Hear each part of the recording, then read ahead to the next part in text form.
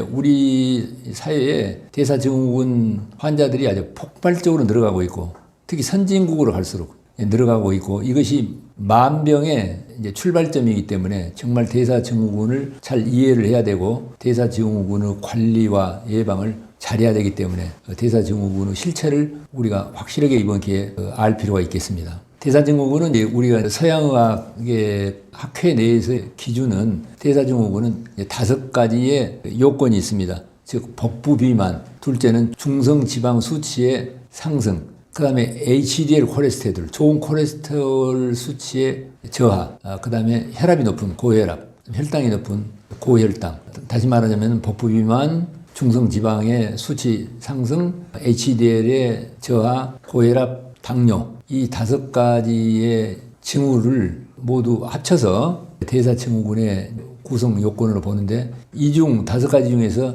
3가지 이상을 가진 사람을 대사증후군 환자로 보고 있습니다. 그런데 이것은 사실은 한 가지 병이에요. 우리가 이제 손을 보면은 손가락은 5가지인데 손바닥은 하나지 않아요. 같은 곳에서 출발한 서로 다른 5가지가 같은 것의 병증입니다. 그런데 이 대사증후군이라고 하는 이 용어가 나온 것은 참 재밌는 일입니다. 그리고 이것이 가지고 있는 상징적 의미가 있어요.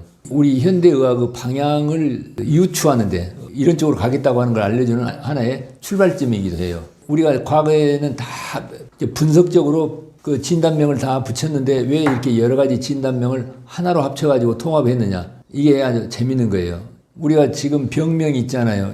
이를테면은 진단명이라고 하는 걸 이를테면은 뭐 치주염, 그 위식도 역류질환, 위염 또는 위암, 방광염 또는 전립선 비대증 이런 진단명이 너무나 분명하고 이제 좋은 진단명 같은데 사실은 이러한 진단 이름은요 항상 앞에다 해부학 그 부위의 이름을 붙이고 그게 염증이냐 암이냐 이런 식으로 돼 있잖아요. 이런 진단명이 나오는 것은 불과 100여 년밖에 되지 않습니다. 이런 진단이 나오기 이전에는 이런 병명은 없었어요. 과거에는 예를 들면 뭐 설사병, 뭐 기침병 이런 식으로 병명이 붙였는데 그러면 그때의 병명이 지금보다 훨씬 더 미개하게 보이는데 꼭 그러지도 않아요.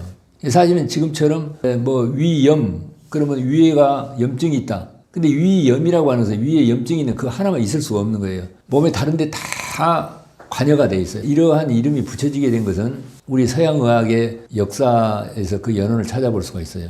우리가 이제 16세기에 베살리우스라고 하는 이제 의학자가 인체의 구조에 대하여라는 책을 써가지고 해부학, 인체의 구조에 대해서 처음 발표를 했습니다. 사람은 여러 가지 구조로 되어 있다.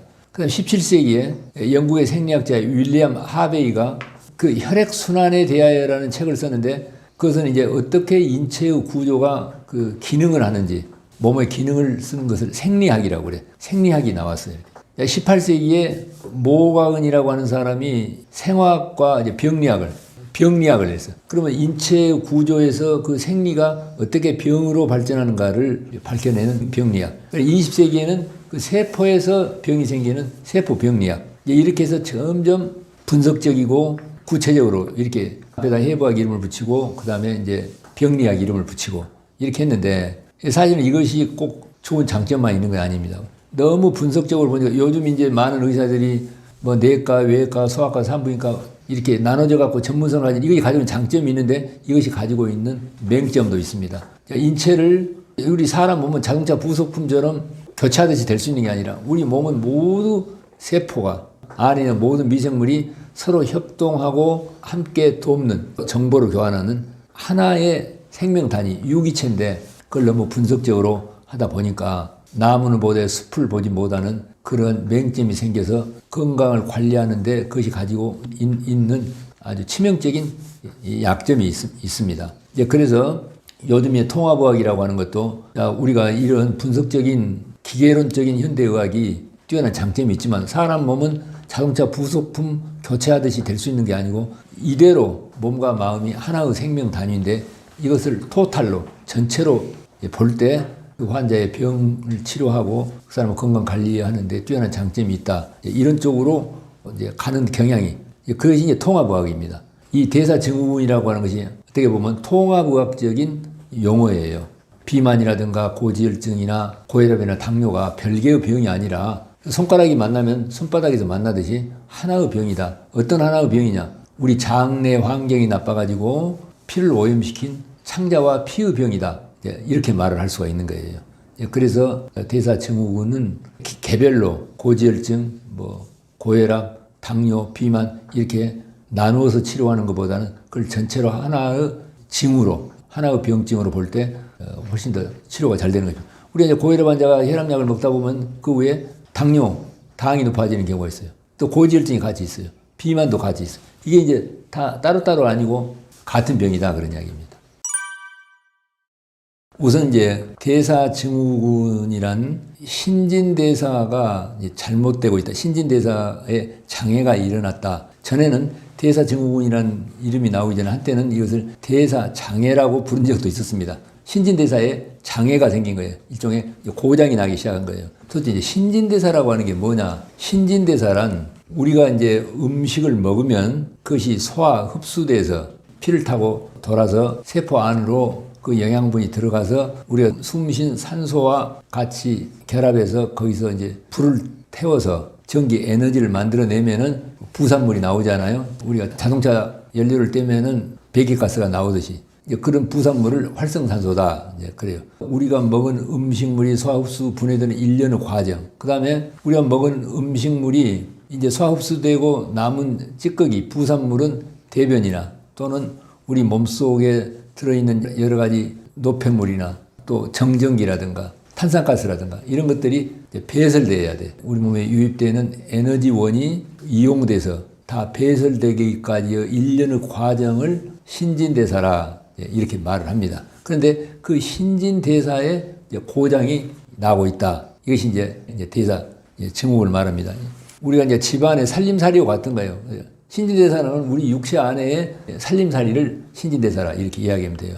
우리 이제 집에 살림을 할 때 어땠습니까? 밖에서 여러 가지 생활에 필요한 생필품들이 들어오죠. 들어오면 식량도 들어오고 여러 가지 이제 우리 그 살림에 필요한 필수품이 들어오면은 그걸 우리가 이제 거기서 음식도 해 먹고 또 빨래도 하고 거기서 나오는 쓰레기가 생기고 이제 음식물 쓰레기도 생기지만 일반 쓰레기도 생기게 되고 이제 빨래를 하면 거기서 이제 배설물도 나오게 되고 우리가 이제 그 안에 화장실도 있고 이제 이러는데 우리가 이제 그 들어오는 그 생필품들이 너무 많이 들어오면 이제 집안이 복잡해지지 않겠습니까? 꼭 필요한 만큼 들어와서 그때 이제 우리가 생활을 하고 남은 생활 쓰레기를 날마다 청소를 잘 해야 되는데 그 쓰레기를 청소를 안 해. 화장실 청소도 잘 안 해. 환기를 안 해가지고서 집안에 탁한 공기가 가득 들어있어. 이렇게 되면은 집안의 분위기가 어떻겠습니까? 그와 같은 거예요. 대사장애라고 하는 것은.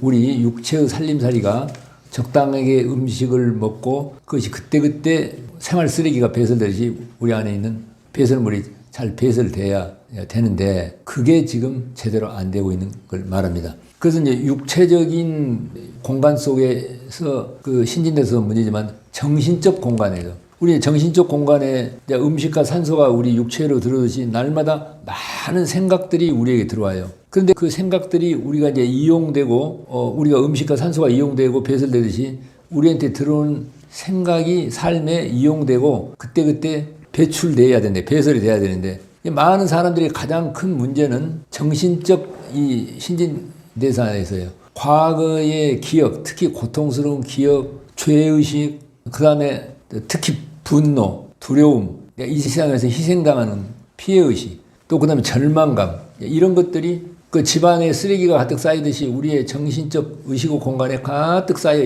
있는 경우가 많이 있습니다. 이런 것들이 정신적 이렇게 메타볼리즘, 신진대사라고 할 수 있는데 그게 잘 안 돼. 너무 많아가지고. 그래서 집안 청소하듯이 우리 안에 있는 정신적 쓰레기를 청소를 해야 되는데 오늘날 현대인들에게 이것이 가장 건강을 해치는 큰 문제입니다. 대사증후군이라고 하는 것은 이제 현상적으로는 복부 비만, 그 다음에 중성지방의 수치의 상승, HDL 저하, 고혈당, 고혈압의 모습으로 현상으로 나타나지만은 이것은 그게 병이 아니라 지금 육체의 공간에 고쳐야 될 쓰레기라든가 독성이 너무 많이 있어. 정신적 공간에 정말 나를 해치는 정신적 쓰레기가 많이 있어. 그걸 그대로 놔두게 되면은 앞으로 부패하게 되면은 큰 병이 와. 그걸 알려주는 경고 신호라는 걸 알아야 돼요. 그러니까 대사증후군은 그 자체도 병증이지만 그것의 원인을 해결하지 않으면 반드시 어려운 병으로 가게 된다는 걸 알아야 됩니다.